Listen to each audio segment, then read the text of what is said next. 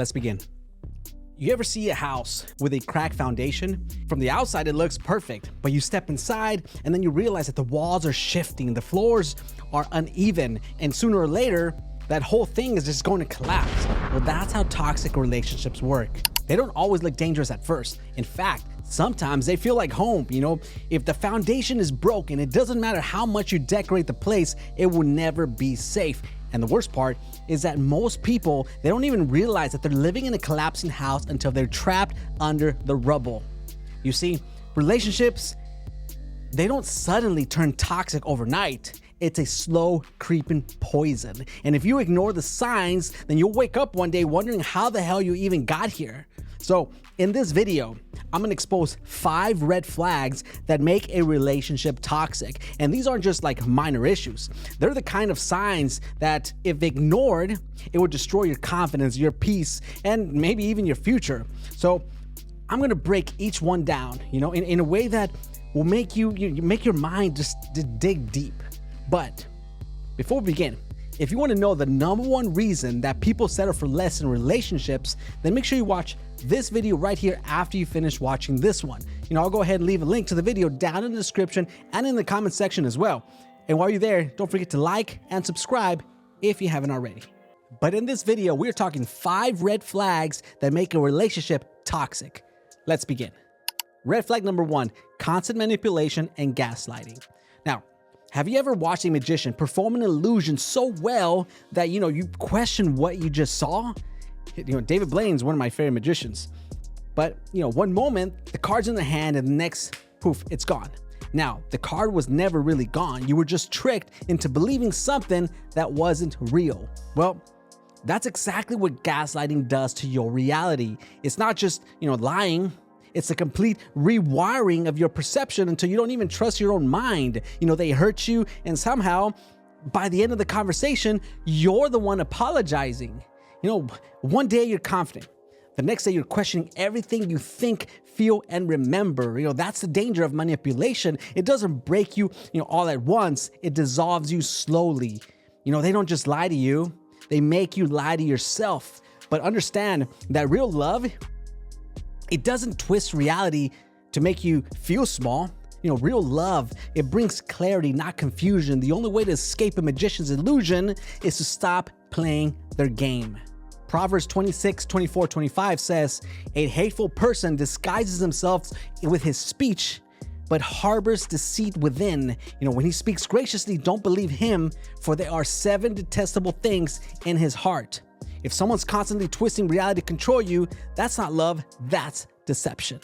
Red flag #2 is controlling behavior. Now, controlling behavior doesn't always show up as, someone yelling at you, demanding, what you can or cannot do. Sometimes it's quieter, more subtle, so much so that you don't even realize it's happening until, if you've lost control of your own life.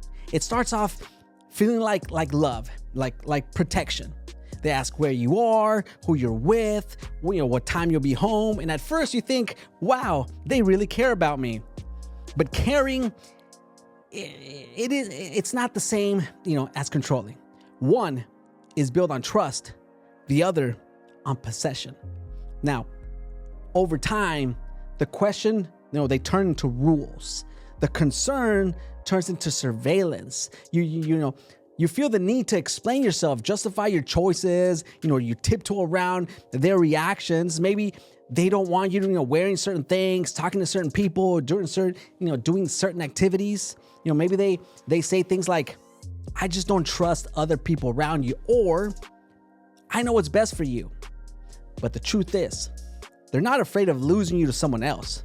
They're afraid of realizing you were never theirs to control in the first place. It's like a bird in the cage. At first, the cage seems like protection, a safe space. But the longer you stay inside, the more you forget what it feels like to fly. And when you finally get a chance to leave, you hesitate because after a while, the cage doesn't feel like a prison anymore. It feels like home. That's what controlling behavior does to you. It conditions you to believe that control is love, that restriction is safety, that obedience is loyalty. But real love doesn't put you in a cage. Real love gives you wings. 1 Corinthians 13:4-5 says, love is patient, love is kind. It does not envy, it does not boast, it is not proud. It does not dishonor others. It is not self-seeking. It is not easily angered. It keeps no record of wrongs. That means love isn't about dominance. Love doesn't suffocate you. It allows you to breathe. So if someone in your life is always trying to, dictate how you live, who you talk to, and what you do, that's not protection, that's control. And, love that takes away your freedom isn't love. It's just another cage. Red flag number 3, you're walking on eggshells. Now, there's a certain kind of exhaustion that doesn't come from running, lifting, or working all day. It comes from living in a constant state of tension, from walking on eggshells around someone who should feel like home. You know that feeling, the way your stomach tightens before you speak, the way you second guess, your words, the way you rehearse what you're about to say just to avoid setting them off. Maybe it's their anger, their silent treatment, or the way they twist your words into something that you never meant. Whatever it is, you've learned that peace only exists when you shrink yourself small enough not to upset them. But let me say this. Love isn't a battlefield. And the person that you love, it shouldn't feel like a landmine waiting to explode. If you have to suppress your feelings, filter your words or hold your breath just to keep the peace, that's not a relationship. And the worst part is that, you start believing this is normal. You convince yourself that maybe you're the problem, that maybe if you just tried harder, said the right things, did everything perfectly, that, they wouldn't get upset. It's like trying to carry a glass full of water without spilling a single drop. At first you hold it carefully, make sure, you're not tilting it too much. But over time, your arms get tired, your grip, it weakens. And no matter how careful you are, the water starts to shake, spilling all over the edges.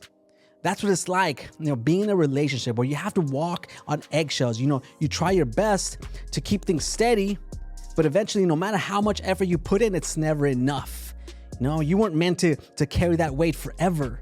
Proverbs 29:25 says, the fear of man lays a snare, but whoever trusts in the Lord is safe. See, love shouldn't trap you in fear. It shouldn't make you feel like one wrong step will cause everything to collapse. The right person, they won't punish you for being human, for having feelings, for expressing yourself. If you're in a relationship where you feel more like an actor playing a role than your true self, that's not love. That's control disguised as love. Red flag number 4, never taking accountability. Now, there's nothing more frustrating than dealing with someone who refuses to take accountability. You bring up something that they did that hurt you, and instead of listening, they turn it around on you. Suddenly you're the one apologizing, you're the problem. It's like arguing, with a mirror that only reflects blame back at you. They always have an excuse, always find a way to twist a situation that, they never have to admit fault. And the longer you stay in this cycle, the more drained you become, because you're not just fighting for an apology, you're fighting for basic respect. And when someone refuses to take responsibility for their actions, what they're really saying is, my pride is more important than your feelings. It's like playing a game with someone who constantly changes the rules to make sure that they never lose. And no matter how well you play, no matter how fair you are, the outcome is always the same. You're the one at fault, and they're the ones who get away with everything. But relationships, they aren't supposed to be a game. And if someone truly loves you, they won't see, accountability as an attack. They'll see it as an opportunity to grow. So understand that you can't build a healthy relationship with someone who refuses to acknowledge the damage they caused. Because love without accountability, it isn't love at all. It's just manipulation wrapped in affection. Red flag number 5, emotional or physical abuse. Now, love was never meant to hurt. Not your body, not your mind, not your soul. But when you're caught in a relationship where emotional or physical abuse exists, it doesn't always feel that simple. Abuse usually starts slow. It doesn't start, right away with a slap, a shove, or screaming insults. It starts with subtle things. jealousy disguised as love, control, disguised as protection. It starts with them making you feel like maybe you're the problem. Like if you just acted right, loved them harder, stayed quiet, when they were angry, that things wouldn't be this bad. But love is not supposed to be painful. At first, you make excuses for them. Oh, they were just having a bad day. I shouldn't have said that. You feel the weight of fear sitting on your chest. You've learned how to read their moods like a storm approaching in the distance, always on edge, always preparing for the moment when their anger will rain down, on you again. You start believing that this is what you deserve, that love requires suffering. It's like being in a house with a gas leak. At first, you don't notice it. The air, it feels the same.